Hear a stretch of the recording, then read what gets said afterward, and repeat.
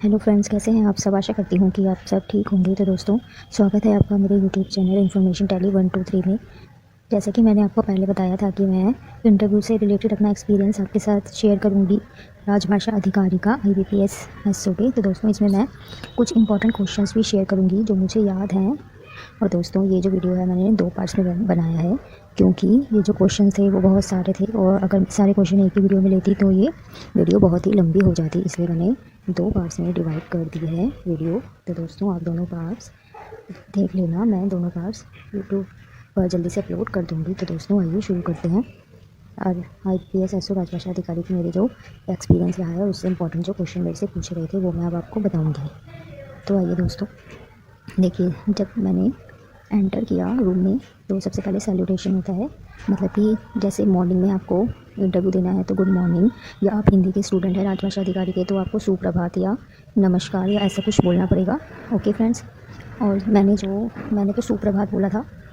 तो फ्रेंड्स, आप कुछ भी अगर मॉर्निंग में है तो ऐसे कुछ भी बोल सकते हैं, जैसे गुड मॉर्निंग या सुप्रभात आदि। और सेकंड क्वेश्चन उन्होंने मुझसे पूछा था कि आप, पहले तो उन्होंने नाम पूछा, फिर उन्होंने पूछा कि आपके नाम का मतलब क्या है। तो फिर मैंने अपने नाम का मतलब बता दिया। तो दोस्तों, सबसे पहले एक ज़रूरी बात यह है कि आपको अपने नाम का मतलब ज़रूर पता होना चाहिए।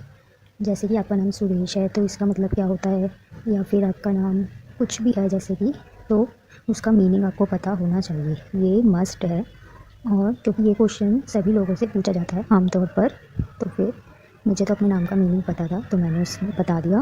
क्योंकि और एक इम्पॉर्टेंट बात यह है कि टोटल जो लोग थे वो 6 बैठे हुए थे, तो सबकी तरफ आपका आई कांटेक्ट होना चाहिए आपको आंसर देते वक्त। ओके फ्रेंड्स, क्योंकि 3 लोग सामने बैठे हुए थे और 3 लोग जो है वो राइट साइड में बैठे हुए थे। तो दोस्तों, आई कांटेक्ट बनाना मुश्किल होता है क्योंकि आपको इतना एक्सपीरियंस नहीं होता है।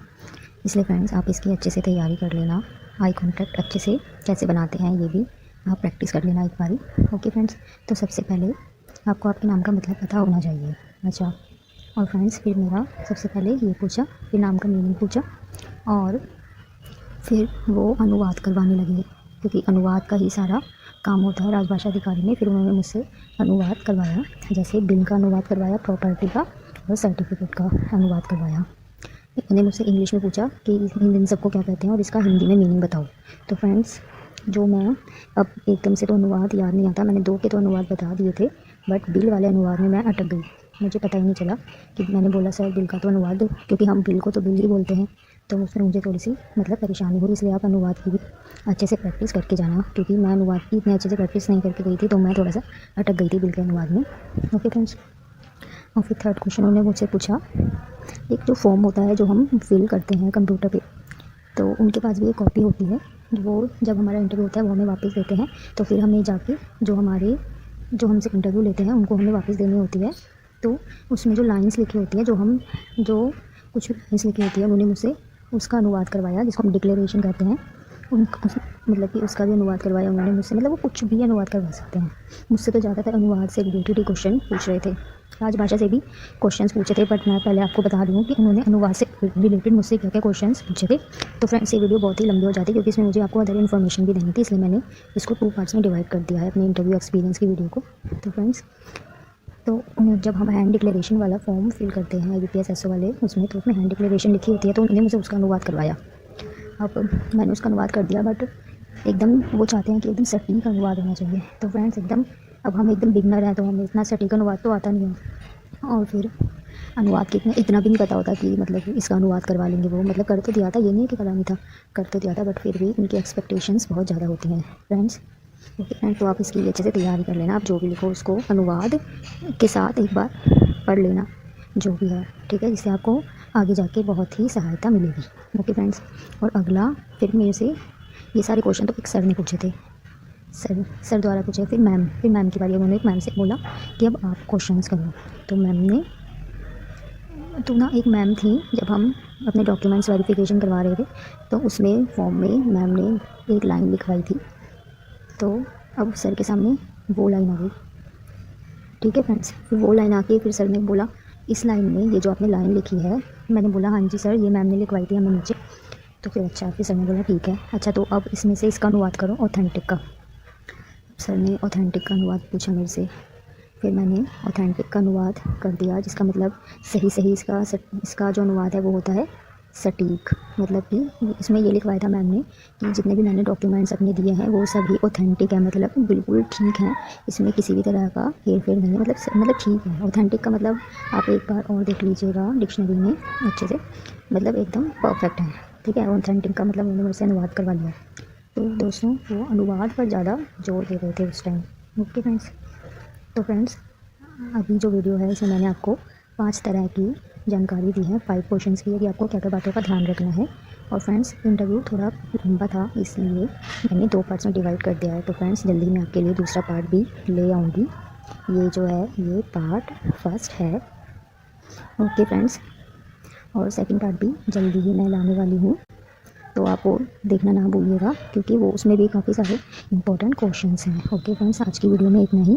अगर दोस्तों इस वीडियो में मैं अपने आगे का एक्सपीरियंस शेयर करूंगी, ताकि आपको आने वाले अपने राजभाषा अधिकारी के मतलब कि जो आप एग्ज़ाम देंगे उसके बारे में आपको थोड़ा सा अनुभव मिल सके और आपको आगे जाके सहायता प्राप्त हो सके। तो फ्रेंड्स आइए शुरू करते हैं IBPS एसओ राजभाषा अधिकारी का पार्ट सेकंड। पार्ट फर्स्ट अगर आपने नहीं देखा है तो कृपया करके वह भी देख लीजिएगा, क्योंकि वो आपके लिए बहुत ही फ़ायदेमंद साबित होने वाला है। तो आइए फ्रेंड्स शुरू करते हैं।